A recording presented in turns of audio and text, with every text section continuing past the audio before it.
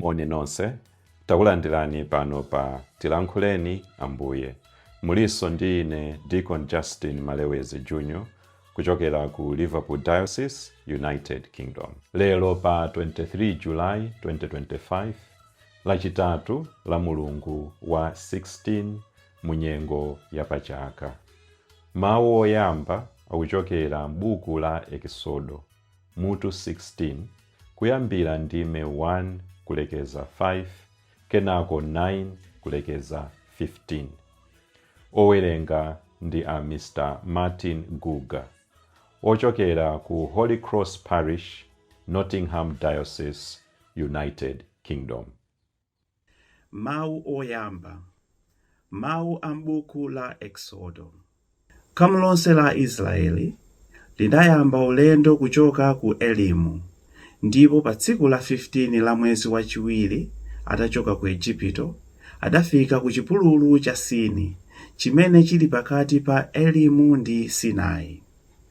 Khamu lonse lidadandaulira Mose ndi Aaroni mu chipululu muja kuti, kudakakhala bwino chauta adakatiphera ku Igupto konkuja, kumene tinkadya nyama ndi buledi, ndipo tinkakhuta.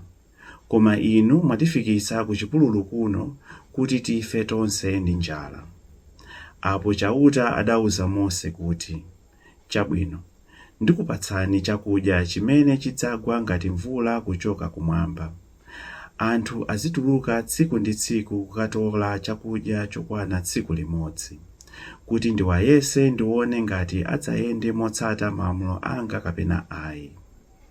Pa tsiku lachisanu ndi chimodzi, pokonza chimene adatola, adzapeza kuti nchokwana masiku awiri. Pamenepo Mose adawuza Aaroni kuti, bwerani mudzayime pamaso pa chauta, chifukwa wamva madandawulo anu onse. Tsono Aaroni akulankhula ndi khamu lonse lija, khamulo lidatembenuka kupenya ku chipululu, ndipo ulemerero wa chauta udaoneka mu mtambo mwadzidzidzi. Chauta adawuza Mose kuti, ndamva madandawulo a Israeli. Ndiye wawuze kuti, madzulo mudzadya nyama, ndipo mawa mudzadya buledi. Choncho mudzadziwa kuti ine ndine chauta Mulungu wanu. Motero madzulo kudagwa zinziri, ndipo zidadzaza ponseponse pa mahemapo. Mmawa ndithu padagwa mame ponse pozungulira mahemawo. Mamewo atakamuka, pa nthakapo mu chipululu muja padapezeka tinthu tina topyapyala, tambee ngati chipale, ndiponso tonyata. Aisraeli ataona tinthuto sadatidziwe kuti nchani, mwakuti adayamba kufunsana kuti, kodi timeneti ndi chani? Mose adawawuza kuti, ameneyu ndi buledi yemwe chauta wakupatsani kuti mudye. Mawu a Ambuye. Tithokoze Mulungu. Ambuye akhale nanu. Akhalenso ndi mzimu wanu. Mawu amthenga wabwino monga adalembera Mateyo. Ulemu kwa inu Ambuye. Mateyo mutu 13, kuyambira ndime 1 kulekeza 9. Tsiku lina Yesu adatuluka nyumba nakakhala pansi mbali mwa nyanja. Anthu ambirimbiri adasonkhana kumene adali iye. Tsono Yesu adalowa m'chombo nakhala pansi, anthu onse aja atayima pa mtunda. Yesu adalankhula nawo zambiri mafanizo. Adati, munthu wina adapita kukafesa mbewu. Akufesa choncho, mbewu zina zidagwera m'njira, ndipo mbalame zidabwera nkuzitolatola. Mbewu zina zidagwera pa nthaka ya miyala, pamene palibe dothi lambiri. Zidamera msanga chifukwa nthakayo sidali yakuya. Koma pamene dzuwa lidakwera, zidapserera, kenaka zidawuma, chifukwa zinali zisadazike mizu. Mbewu zina zidagwera pa tsamba za minga. Zitsambazo pokula zidalanda chakudya cha mbewu zija. Koma mbewu zina zidagwera pa nthaka yabwino, ndipo zidabereka. Ngala zina zidali ndi njere 10, zina 50, zina 30. Tsono Yesu adati, amene ali ndi makutu amve. Mthenga wa Ambuye. Ulemu kwa inu Ambuye Yesu Kristo. Mu chaka cha 2017 ndinali ndi mwayi wopita ku pilgrimage ku Israel. Ulendo umenewu udanditsekula maso pa nkhani zambiri za m'Baibulo. Titafika ku Nazareti, kenako kuyenda pang'ono pa galimoto kufika ku nyanja ya Galileya. Sikuti ndi nyanja yayikulu ngati Lake Malawi ayi, moti kukhala tsidya limodzi umatha kuona tsidya linalo. Ndiye titafika mphepete mwa nyanjayo kuti tikwere boti, anthu ena anali kale m'botilo, ndiye amatilankhula. Ndinazindikira kuti olo tinali patali ku mtunda timawamva bwinobwino. Pamenepo ndinazindikira chifukwa chake Yesu anakwera m'bwato kapena chombo nkupita poteropo kuti awalankhule anthu. Anatero kuti anthu ambiri amve zimene iyeyo akunena. Poti nthawi imeneyo pa msonkhano panalibe chinkweza mawu. Kenako tinakwera boti ndi ukayima pakati pa nyanja. Tinaona mzinda wonse wa mphepete mwa nyanja ya Galileya.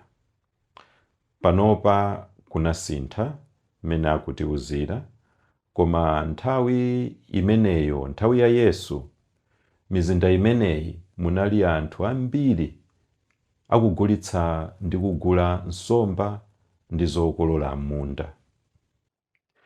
Iyi inali mizinda ya misika ya alimi ndi asodzi. Anthuwa amamvetsetsa za ulimi.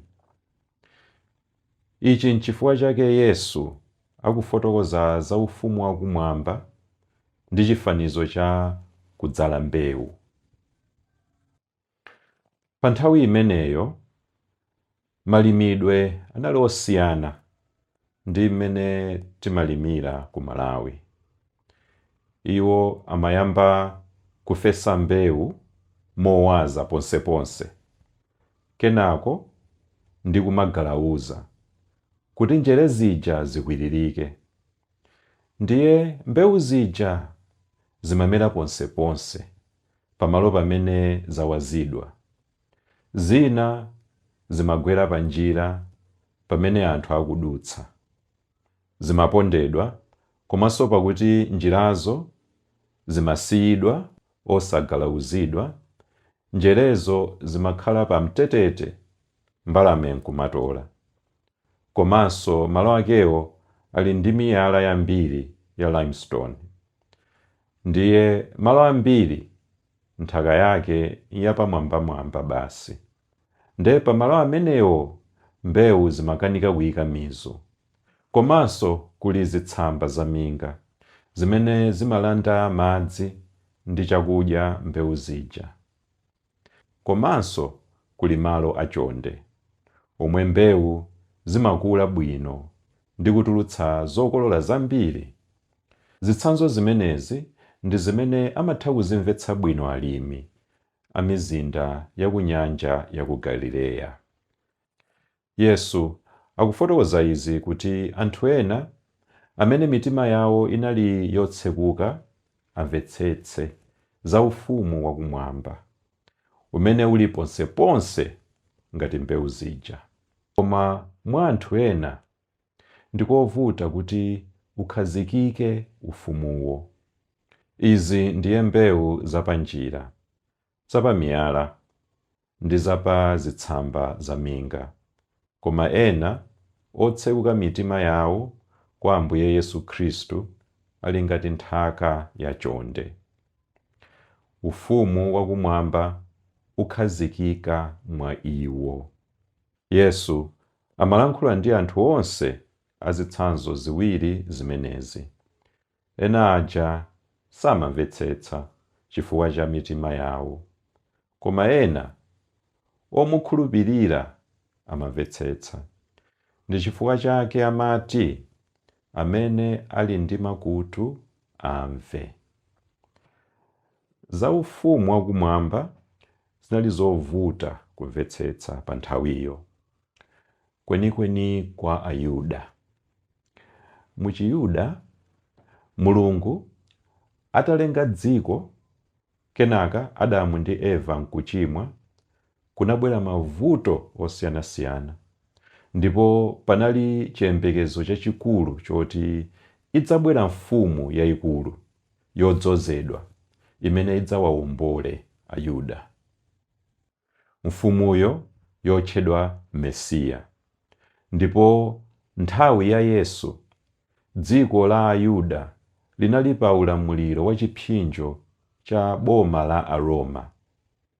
Ayuda ambiri anali ndi chiyembekezo choti ngati Yesu ndi Mesiya, iye agonjetse boma la Aroma. Koma Yesu amafotokoza za ufumu wake wa Mulungu.